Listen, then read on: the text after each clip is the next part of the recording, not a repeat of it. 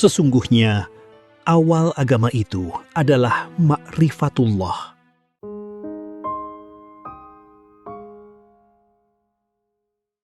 Assalamualaikum warahmatullahi wabarakatuh. Waalaikumsalam warahmatullahi wabarakatuh. Terus selamat malam. Selamat datang kepada dua apresiator yang berkunjung ke hutan ini untuk mendampingi Buya. Dalam catatan saya sempat mencatat ada 12 pesan utama. Bukan main. Oke, mangga diungkapkan seluruhnya. Tapi saya tidak akan ungkapkan semua. Ada dua aja yang saya agak memberi sedikit aksensi atau penekanan. Yang pertama, ketika kita masuk wilayah takdir, adalah kita memasuki wilayah yang kita tidak tahu. Ya. Ini dalam dan berat sekali, Bu ya. Cuma saya ingin dapat penjelasan lebih jauh dari Buya. Kalau bagian wilayah yang kita tahu ada nama lain nggak yang berbalikan dengan takdir itu? Dan dalam hal apa? Dalam teknis-teknis perjalanan kehidupan yang dikisahkan dalam puisi ini, mungkin Buya bisa menjelaskan. Yang kedua, ini simbol keikhlasan, di mana dalam kalimat Irama Cinta Buya itu dikatakan, ketika engkau lupa di mana bibit yang telah ditanam itu, biarlah hujan menunjukkannya. Jadi ini satu keyakinan bahwa kebaikan yang ditanam dimanapun suatu saat akan berkembang menjadi kemaslahatan yang kita tidak mengotak-atik pun barangkali tetap akan memberi manfaat pada orang dan akan ada orang bercerita tentang itu dan akan dibesarkan orang.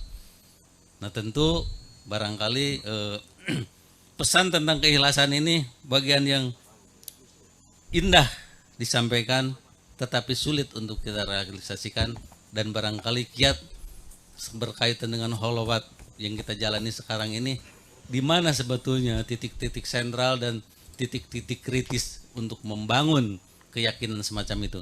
Itu saja yang ingin saya sampaikan. Assalamualaikum warahmatullahi wabarakatuh. Waalaikumsalam warahmatullahi wabarakatuh. Silahkan Buya untuk menanggapi.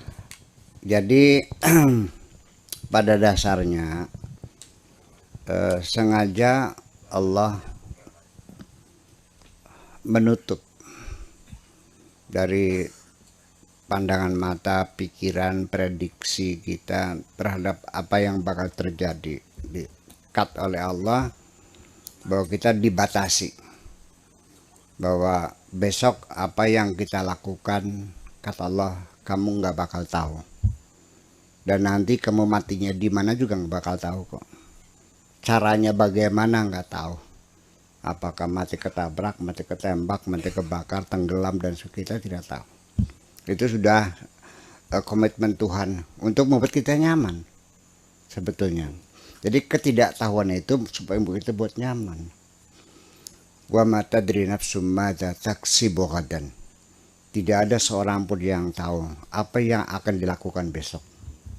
Wa ma tadri nafsum bi ayyi ardin tamut, dan tidak ada seorang pun yang bisa tahu di mana dia akan mati. Bagaimana cara matinya? Supaya kita nyaman. Kalau seandainya kematian kita diberitahu, mungkin kita akan kehilangan semangat semua. Satu peristiwa yang sering terjadi, seorang dokter mengultimatum pasien. Ibu pulang saja, ini kankernya sudah stadium 4. Paling bertahan juga 3 bulan lagi. Kalau dirawat percuma, buang-buang duit saja. Begitu pulang, lihat wajahnya pucat semuanya. Ini baru dokter memprediksi, belum pastilah. Baru prediksi saja 3 bulan lagi dia sudah pucat. Dulu yang dia merasa senang pakai gelang, nggak ada rasa senangnya. Menghitung uang dulu senang, hilang kesenangannya. Melihat suami yang dulu sangat menggairahkan, hilang kegairahannya. Nggak tahu perasaan dia kemana. Jadi jangan dikira kita tahu apa yang terjadi itu akan menjadi nyaman, tidak. Terkecuali itu pun tidak untuk seluruh umat manusia. Wallahu yakhtassu bi rahmatihi mayyasha. Allah akan memberikan rahmatnya kepada orang-orang tertentu yang dikehendaki Allah. Seperti para nabi, para rasul, itu juga namanya ghaibiyat. Allah menceritakan apa yang bakal terjadi. Nah, jadi enak tahu atau enak tidak tahu? Ketika hal-hal yang buruk ya. Tapi kalau yang baik ya memang kita enak itu. Ya. Tetapi ini dari pengalaman pribadi. Kadang-kadang isyarat-isyarat ketuhanan itu sendiri juga bukan apa ya, sering kita membacanya tidak tuntas. Karena itu berupa sinyal-sinyal. Iya, ya bukan tidak jelas, bukan sinyalnya yang tidak jelas, tapi kitanya yang tidak mampu membaca dengan jelas. Nah, saya jadi ingat deh. Tolong saya akan bicara nyimpang dulu ya, mumpung ingat nanti lupa. Tadi itu ya, siapa yang salawatan tadi itu? Andika ya. Fahabli taubatan, waktu balayya.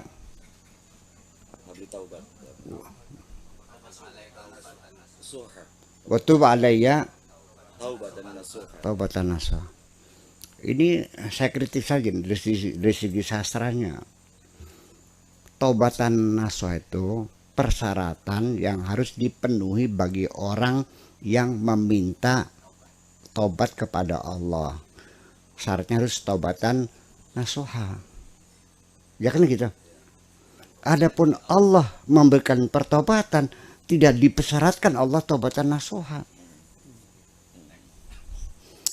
Persyaratan seorang pedagang harus menjamin kepuasan konsumen. Tapi seorang pembeli tidak dipersyaratkan harus menjaga kepuasan konsumen dia pembelinya. Nih, kita perhatikan ya.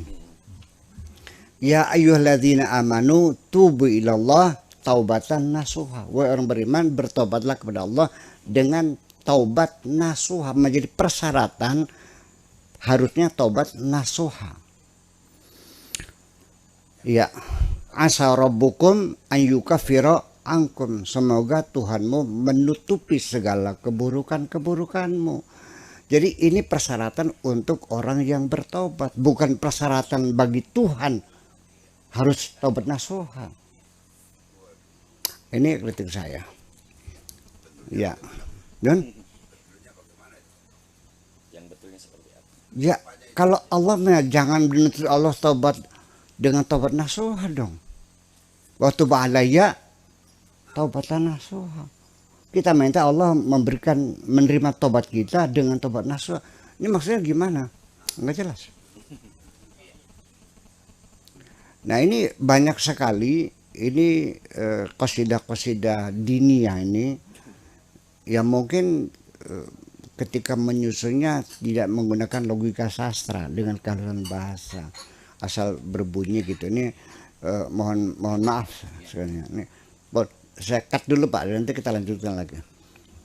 Jadi artinya bahwa jadi bukan apa namanya sinyalnya itu nggak jelas, tapi kitanya yang tidak mampu membacanya. Jadi bukannya karena Allah tidak memaafkan, tetapi karena kita sendiri pertobatannya tidak nasuha. Nah nasuha sendiri juga saya nggak jelas ini. Ada yang paham nggak mengenai tobat nasuha itu? Taubatan nasuha itu adalah murni betul-betul pertobatan yang muncul dari kesadaran diri. Dari kata nasaha, nasihat. Nasuh itu namanya sighah mubalaghah. Ghafurun, nasuhun, ya kasulun, apalagi raufun, wazannya faulun dari mubalaghah. Artinya betul-betul murni dari menasihati dirinya sendiri. Seorang perempuan sebagai pelacur, contohnya, di tengah dia sedang laris, sedang ngantri, malah satu kali eksekusi itu 2,5 juta katanya mah. Saya belum pernah nyoba. Satu hari itu maupun bisa melayani 4 kali. kan 10 juta. Di tengah larisnya, di malam hari dia terlentang sambil melihat kipas angin berputar. Tiba-tiba air matanya meleleh. Dia berkata, ini kerjaan apa ini? Apa artinya saya banyak duit, bisa beli rumah, beli sawah, kalau saya harus menanggung rasa sakit nantinya?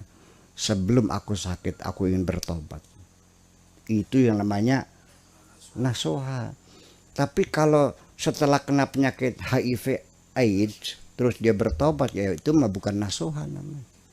Atau karena usia sudah lanjut, sudah umur 65, yang langganan anak-anak SD kok. 2.000 bayarnya. Itu kata Bu Risma ceritanya gitu kan enggak. Nah itu mah karena sudah nggak laku-laku, namanya bukan nasuha. Jadi kesadaran semacam itu. Apakah Anda minta Allah dengan kesadaran seperti itu? Ini perlu.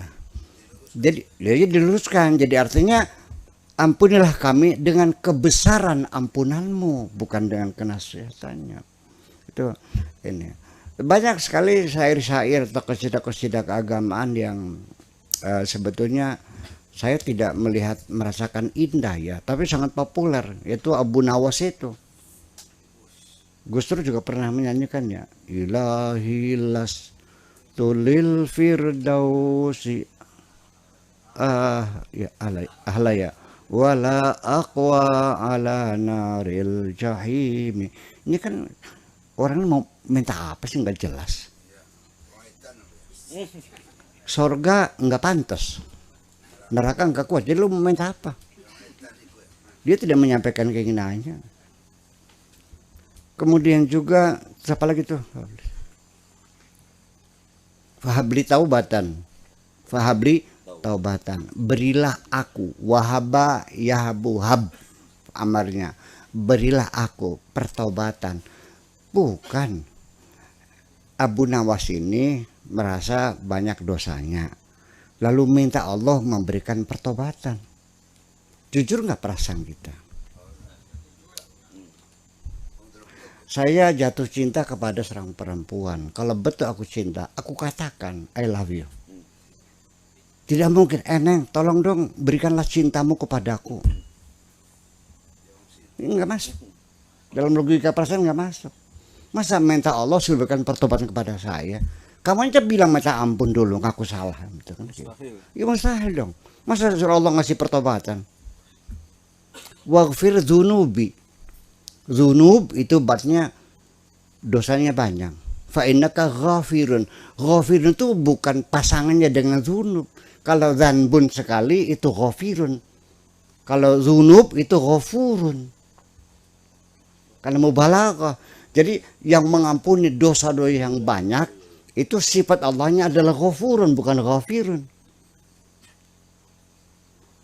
Fa innaka ghafir dzanbil azim. Kalau adzanbul azim itu bukan ghafurun tapi ghaffar.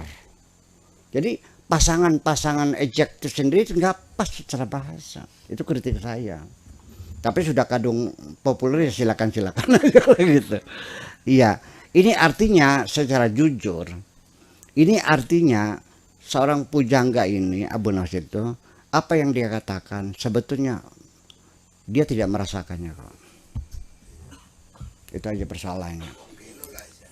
Bukan ya stereotip, hanya stereotip mengulang-ulang kalimat yang tidak diyakininya.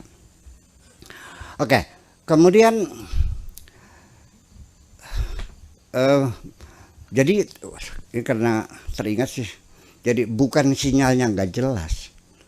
Allah sinyal lo sangat kuat sekali, jadi frekuensinya luar biasa. Hanya kitanya saja yang receivernya ini yang leglog. Transmitternya sangat kuat sekali nih, receivernya yang kurang. Saya pernah mengalami sendiri semacam itu. Ini untuk cerita dan pernah saya ceritakan, tapi nggak lama kita ceritakan lagi. Pada suatu hari, ya tahun 90-an, saya masih di Jakarta, belum pulang ke Indramayu. Saya akan ke Jatiwaringin, ke Syafi'iyah gitu. Dari Perdatam naik Kopaja.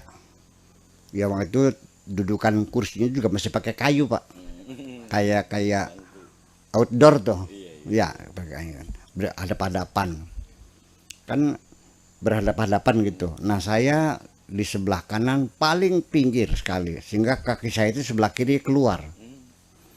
Tiba-tiba di belakang ada mobil Kijang berwarna putih.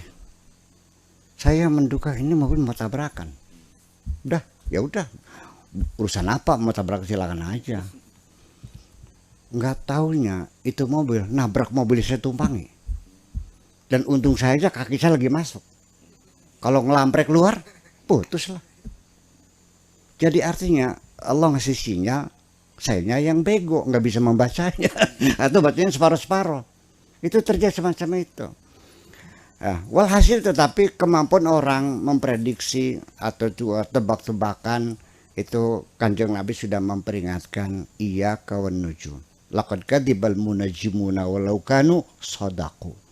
Tukang ramal itu bohong sekalipun kenyataannya iya. Itu hanya kebetulan aja kok. Jadi sebaiknya kita nggak usah ngeramal-ramal lah.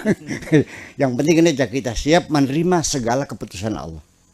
Dapat duit banyak, dapat sedikit, nggak dapat duit, duitnya hilang. Itu dia. Jadi saya kira ya bahwa kita tidak bisa mendesain hidup kita seluruhnya. Kalaupun apa yang kita cita-citakan itu terjadi, itu secara kebetulan yang kita inginkan sama dengan apa yang Allah inginkan. Anta turid wa ana urid wallahu fa'alul lima yurid. Sira dua karep, kita dua karep, Gusti Allah karepe dewek. Saya kira persoalan wilayah masa depan kita kan apa namanya incognito ya, gelap gulita, kita tidak tahu apa yang terjadi. Besok kita mau apa kita nggak tahu. Makanya tidak boleh kita memastikan wala taqul inni fa'ilun dzalika ghadan. Jangan mengatakan aku pasti lakukan. Bal qulu insyaallah, semuanya katakanlah semoga Allah mengizinkan. Saya kira seperti itu aja. Sebab kalau tidak kita menjadi sulit. Bahwa sebaiknya, saya ulang lagi, baiknya tahu atau tidak tahu apa yang terjadi. Nah, berbeda prediksi-prediksi, ramalan-ramalan itu kalau didukung oleh ilmu pengetahuan sains itu namanya bukan ramalan, tapi namanya prediksi namanya.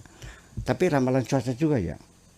Ya oke dengan ya ramalan gitu. Kalau itu mah bukan peramal tuh mah, karena dia baca dari apa namanya suasana alam semesta di mana mendung bergerak kecepatan berapa, ketebalan mendungnya kan ada perhitungan posisi matahari di sebelah mana, lintang utara, lintang selatan, itu kan diprediksi. Itu pun juga seringnya tidak cocok kan.